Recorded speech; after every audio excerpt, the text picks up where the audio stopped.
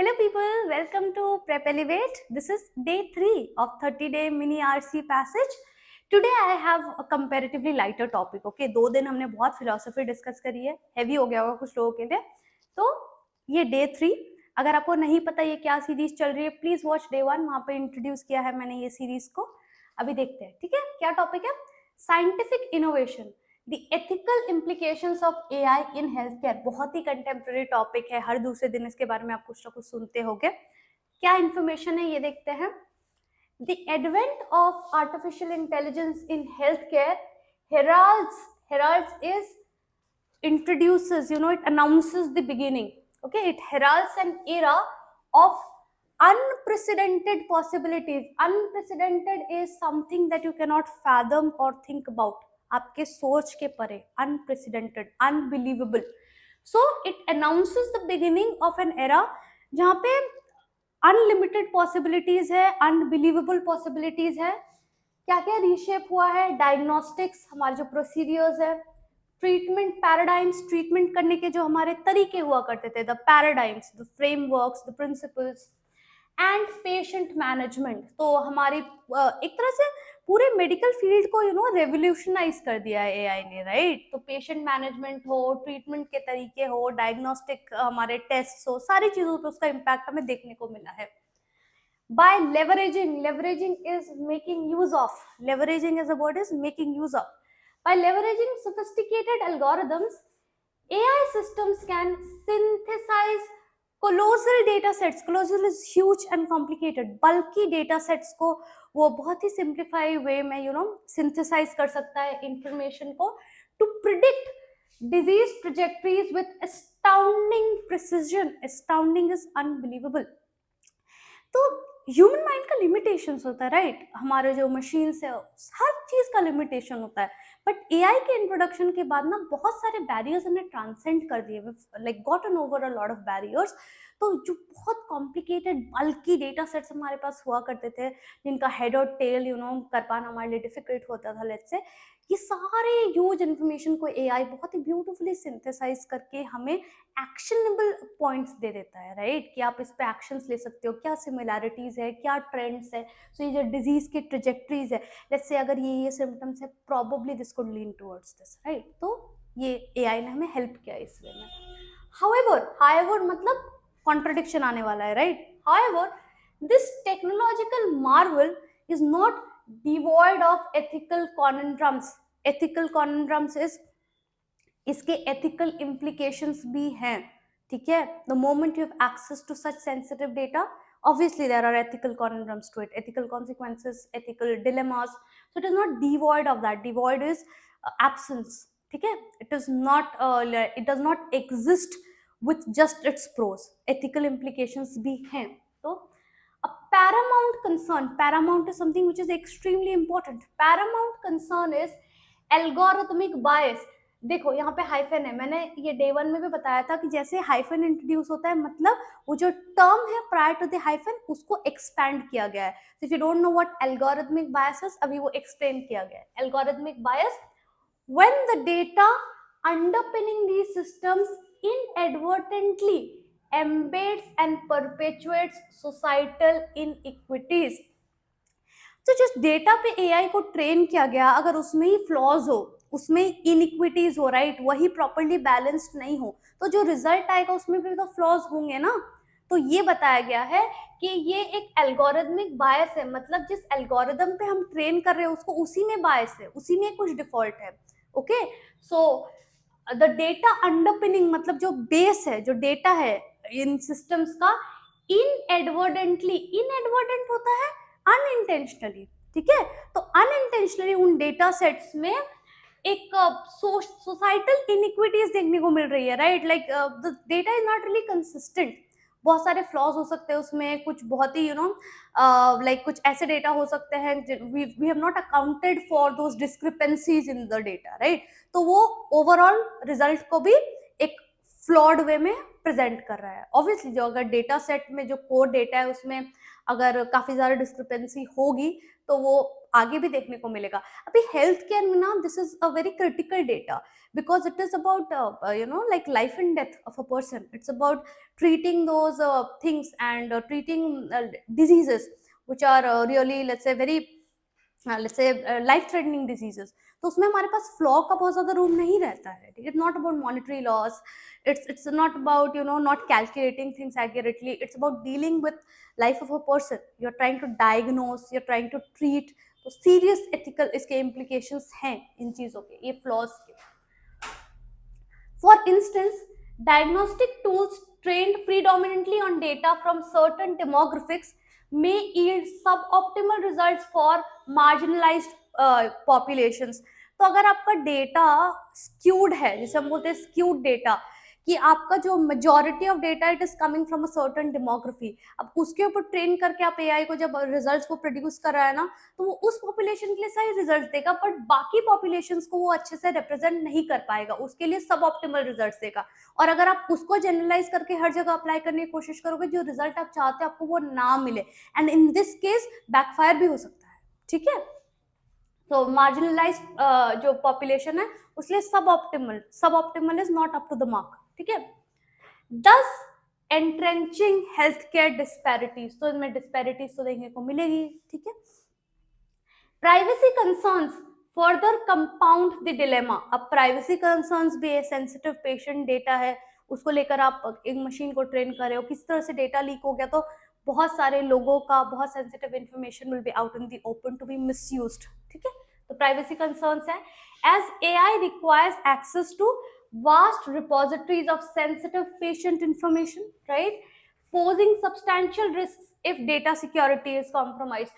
तो दो चीजें हैं, एक तो एल्गोरिथमिक बायस है, अब डेटा को एक सर्टेन पॉपुलेशन पे ट्रेन कर रहे हो which is not representative of the entire data as a whole, उसके बेसिस पे अगर आप रिजल्ट्स को यूटिलाइज करने की कोशिश करोगे, it is not going to yield optimal results. Second thing, privacy concern. Sensitive patient information might be leaked if data security is compromised. तो AI ने बहुत चीजों को easy कर दिया है, ठीक है, processes को, but underlying concerns भी है. Moreover, delegation of medical decisions to AI engenders an accountability vacuum. अच्छा, this is very similar to there was a time and there's a lot of discussion about don't treat Google as your doctor. कि हमने symptoms को punch in किया, उसने एक generic result दे दिया. Who is going to take accountability? The developer, the system. There's nobody accountable, right? When you get treated by a doctor and the entire process is handled by that individual, that person takes accountability. But if the person treating you, or let's say the entire treatment is conducted by a machine, or the results are generated by a machine or guided by a machine, then who is responsible if things go wrong? Who is going to take accountability, right? There is an accountability vacuum, raising questions about culpability when AI driven recommendations culminate in unfavorable outcomes. Culpability is again accountability. Who is culpable? Who is accountable if some untoward incident happens because of recommendations through AI? Who is going to take responsibility? काफी बार ऐसा हुआ भी है, Google को follow करके लोगों ने बहुत सारे डिजास्ट्रस मेडिकल कॉन्सिक्वेंसेस फेस किए हैं. Who is accountable? Nobody knows. ठीक है, वहां पे दिक्कतें आई हैं. Who is going to take accountability for all of this? तो एआई के केस में भी वो है, एक अकाउंटेबिलिटी वैक्यूम डेफिनेटली है. While AI's transformative potential is indisputable, indisputable is something that cannot be argued with. Everybody agrees that yes, transformations तो हुए हैं AI की वजह से. Its ethical integration demands nuanced deliberation and vigilant oversight. We still need to deliberate and come up with ways or come up with steps to mitigate these risks. We need to see the process. Vigilant oversight. ठीक है, we need to have a close look at the process to see what could be the repercussions. Are we overusing it, or how are we exactly using it? So basically, entire passage is summarized in the last sentence itself, that the transformative power of AI is indisputable. No arguments about it. But there is a need for nuanced understanding and ethical aspect of introducing AI into healthcare has to be considered. ये एक easy breezy passage था compared to day 1 and day 2. ऐसे passages भी आते हैं CAT में, ऐसे नहीं कि सिर्फ heavy passages आते हैं, ठीक है? So this was one of those ऐसे lighter passages with lighter undertone, ठीक है? फिर questions देखते हैं. हाँ, one thing I'll definitely agree, इसमें ना इंडिविजुअल स्टैंड अलोन वर्ड शायद लोगों को डिफिकल्ट लग सकता है, बट ओवरऑल अगर आप एसेंस में समझने जाओ, this was not a difficult paragraph to read, ठीक है? अच्छा, what is the primary concern highlighted in the passage? Obviously ethical dilemma, AI का जो एथिकल डिलेमा है ना? ऑप्शन देखते हैं. AI's inability to handle diverse data sets, ना उसके पास तो कोलोसल डेटा सेट्स हैंडल करता है, इनएबिलिटी तो था ही नहीं. Ethical challenges posed bye AI integration in health care, exactly ये तो हेडलाइन में जो स्टेटेड था ना वही है, इसी के बारे में पूरा पैसेज था. The inefficiency of AI systems in addressing medical errors, no, इसके बारे में एक लाइन थी कि एक अकाउंटेबिलिटी वैक्यूम है, बट इसके बारे में पूरा पैसेज नहीं था. The resistance of health care professionals to adopting AI, discuss ही नहीं हुआ था. आप देखो जब क्वेश्चंस बनाए जाते हैं ना, 4 टाइप के ऑप्शन बनाए जाते हैं. एक which is totally out of scope, हो ही नहीं सकता, लाइक उसके बारे में कोई जिक्र नहीं होता. दूसरा which is partially correct, but उसके बारे में डीप डाइव नहीं होता. तीसरा which is let's say 75% correct, and then the correct one. Usually वो करेक्ट और 75% करेक्ट में हमेशा एक डिलेमा होता है एग्जाम कंडीशंस में. With practice you are going to get better at it, ठीक है? अभी के लिए क्वेश्चंस तो उतने डिफिकल्ट नहीं है, बट बाद में questions will become trickier, options are going to become very close, ठीक है? वो देखेंगे हम बाद में. According to the passage algorithmic bias, क्या है एल्गोरिथमिक बायस? कि सोसाइटल इनइक्विटीज जो होता है ना, उसके वजह से डिस्क्रिपेंसीज आते हैं ना हमारे डेटा में. An inherent flaw in all AI systems, हाँ ये तो है, but this is a very generic term, right? Algorithmic bias is a inherent flaw, partially correct, remember, partially correct है. A consequence of using data that reflects societal inequalities, yes, वो बताया गया था ना, वहां पे वो लाइन थी ना जहां मैंने बोला था कि हाइफन है तो आगे एक्सप्लेन होगा. Okay. When the data underpinning these systems inadvertently embeds and perpetuates societal inequities, ठीक है? तो हम ऐसे डेटा सेट्स यूज करें ना जिसमें फ्लॉ है, डिस्क्रिपेंसी है, वो एल्गोरिथमिक बायस है. तो ये वाला option, it's a consequence of using data that reflect societal inequalities, ठीक है?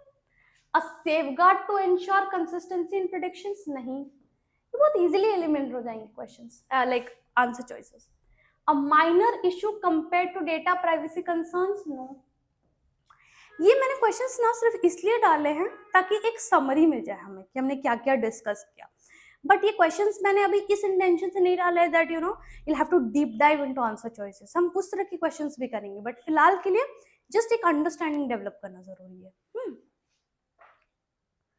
Okay. What does the passage suggest about relationship between AI and patient privacy? क्या रिलेशनशिप है एआई एंड पेशेंट प्राइवेसी? अगर ऑप्शंस नहीं भी देखे, जस्ट वो paragraph को याद करो.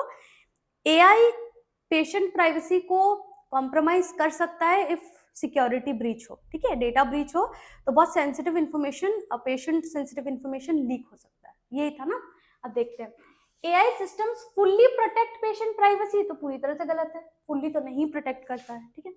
The use of AI in healthcare may lead to privacy breaches if not adequately safeguarded. ये सही है. अब देखो इसमें ना ऑप्शंस कभी कभी किस तरह से क्रिएट कर देते हैं that use of AI in healthcare definitely compromises patient security. ये सही नहीं है. It may lead to sensitive information being leaked if not adequately safeguarded.